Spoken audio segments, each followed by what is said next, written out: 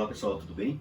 Vamos a mais uma aula a respeito do nosso sistema educacional no Brasil, trabalho e educação, trabalhando aí essa dupla, né, inseparável, mas que a gente viu no início aí da nossa história brasileira, estavam em campos bastante opostos. Né? Falávamos da educação jesuítica, né, que privilegiava uma elite, né? Em paralelo havia, claro, a educação indígena, né, a catequização, né, no sentido de dominação, tanto religiosa como até mesmo a questão cultural, né, é importante destacar isso.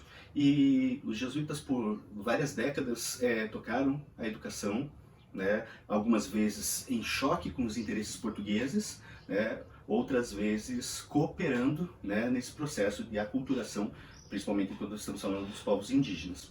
O fato é que, avançando um pouco na história, nós chegamos ao século XVIII.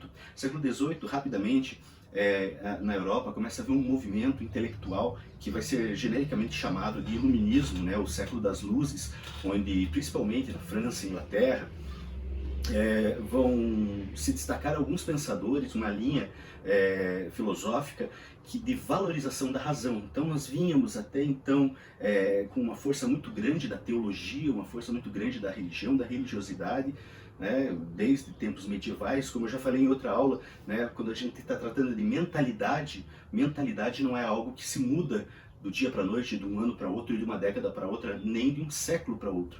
Né? São muitos anos para mudar, né, a maneira de pensar, de enxergar o mundo, de entender a realidade. Né? E o século XVIII foi privilegiado pela produção literária, acadêmica, né, de alguns filósofos conhecidos, né, como Voltaire, Diderot, Rousseau, né, tantos pensadores que vão aparecer ali, também Kant na Alemanha, na região da Alemanha. Enfim, são pensadores que vão trazer à tona a questão da racionalidade. A racionalidade se sobrepondo à fé, se sobrepondo às crenças, principalmente de ordem religiosa. Né? Então, isso vai afetar vários países europeus e indiretamente afeta o Brasil, porque nessa época, como colônia de Portugal, o maior representante do iluminismo ou daquilo que vai ser conhecido como despotismo ilustrado, né, que alguns reis europeus começam a adotar certas práticas iluministas nos seus territórios. Né? Em Portugal isso vai acontecer através do Marquês de Pombal, primeiro-ministro de Dom José I. Né? Ele vai ter liberdade política para fazer uma série de reformas. Né? Então, a primeira coisa que a gente precisa pensar, Portugal é um país extremamente religioso. Né? E Pombal entra nesse contexto tentando impor medidas restritivas, medidas racionalizantes, né? E olha para o Brasil, olha para a colônia, né, como um local de exploração. Né? Então, uma das primeiras ações do Marquês de Pombal, e essa era que o Marquês de Pombal vai governar, vai ser chamada de Era Pombalina, tá? Talvez vocês já ouviram falar ou vão ouvir falar sobre esse período. Então é quando essas reformas começam a ser implementadas. Em 1759, então, a medida talvez mais radical que afeta o Brasil é a expulsão dos jesuítas do território. Tá? Então, já vinham de várias décadas ali aquele embate entre os portugueses, entre a coroa e os jesuítas, né? Lembrar que muitos jesuítas, a grande maioria portugueses mesmo, mas alguns espanhóis também, lembrando que a origem dos jesuítas é na Espanha, né? Com Santo Inácio de Loyola.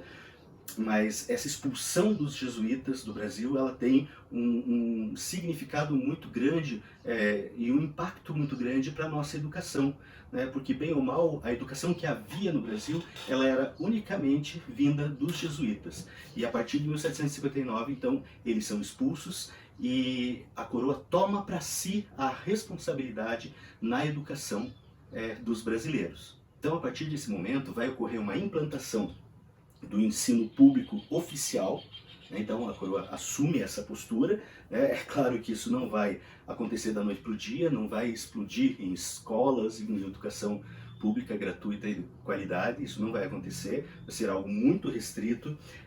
Os professores que antes eram padres, né, exclusivamente, agora passam a ser contratados pela coroa, poderiam ser padres, tá? Mas agora eles são contratados e são remunerados pela coroa. As chamadas aulas régias, né, que passam a ser aplicadas no Brasil, vão ser acrescidas também de algumas disciplinas isoladas, diferentes daquelas que os jesuítas costumavam passar. Então é uma mudança de paradigma que nós vemos aí no Brasil, né, meados do século XVIII, né, e conforme esse avanço, né, das mudanças ocorridas, se percebe que ao invés de haver um ganho, um progresso, benefício, há um enorme retrocesso no nosso sistema educacional.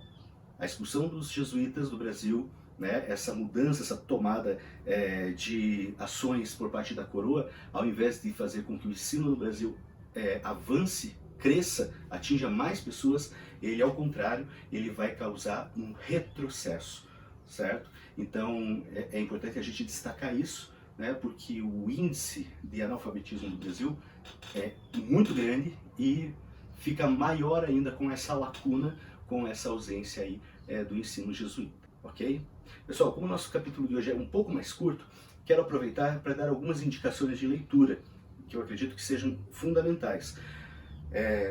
Como vocês podem perceber, eu me fundamento muito na história, né, para passar um panorama da nossa educação. Então há muitos historiadores, né, competentíssimos, né, que fazem que contam, registram momentos da história do Brasil que têm impacto significativo com a educação, né?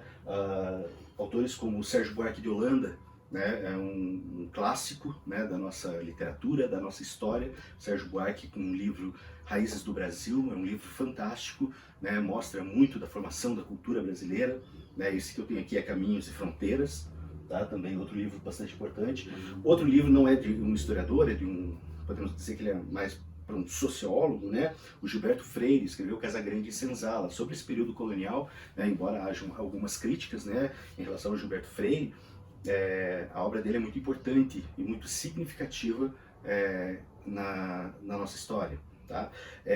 E há tantos outros historiadores competentíssimos, né, e muito bons, que escrevem muito bem, mas também não podemos deixar de lado e citar outros autores que falam sobre a história do Brasil, né, de uma maneira muito correta, de uma maneira muito honesta, né, com uma vasta pesquisa bibliográfica e documental, e que não necessariamente são historiadores, né, muitos são jornalistas.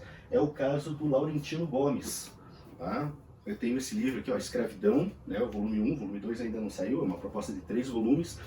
É uma pesquisa excelente, não tem o que se discutir sobre a pesquisa feita pelo Laurentino Gomes a respeito da escravidão no Brasil. Ele passou anos na África, em Portugal, né, e obviamente em algumas regiões aqui do Brasil, apenas construindo e levantando documentos sobre esse período. É um livro que eu indico sem a menor sombra de dúvida. Outro livro dele também muito bom, e o que eu acho interessante é que esses jornalistas, eles têm uma facilidade para escrever sobre a história, né, de uma maneira muito fluida, muito gostosa, né, então não é aquela linguagem acadêmica, aquela linguagem pesada, né. 1808 e toda a coleção, né, 1808, 1822, 1889, né, a trilogia, do Laurentino Gomes também vale muito a pena, vale muito a leitura para a gente conhecer mais aí da nossa história, tá? É bem confiável. Outro jornalista que paquera muito com a história e tem obras muito interessantes é o Eduardo Bueno, né? Até tem o vídeo dele, tem o canal no YouTube dele que é muito interessante, muito divertido, né? Esse livro Brasil, uma História, né, para quem gosta de história, para quem quer conhecer um pouco mais da história do Brasil, ele tem aqui um compêndio de uma maneira muito gostosa de ler, com muitas ilustrações, muitas fotos de época, documentos. Então é uma leitura que vai para além da leitura, né? Você vai ler esse livro, mas é um livro que você vai guardar, porque você vai usar nas suas aulas, você vai usar na tua escrita, na tua produção acadêmica, né, porque traz dados confiáveis, né? Então às vezes a gente fica naquela dúvida, quando que aconteceu, qual foi a data, né? Fica ali quase como um saber enciclopédico aqui essas obras. E tantos outros, é claro, escritores que se comprometem em passar uma história de uma maneira muito sensata, fujam das histórias do politicamente incorreto, né? Esse tipo de fazer história não em cima de pesquisas duvidosas, né, não são muito recomendados. Mas esses livros aí eu sugiro para que vocês conheçam, né, façam a sua crítica, né, e tenham a minha recomendação, ok? Um abraço e até a próxima aula.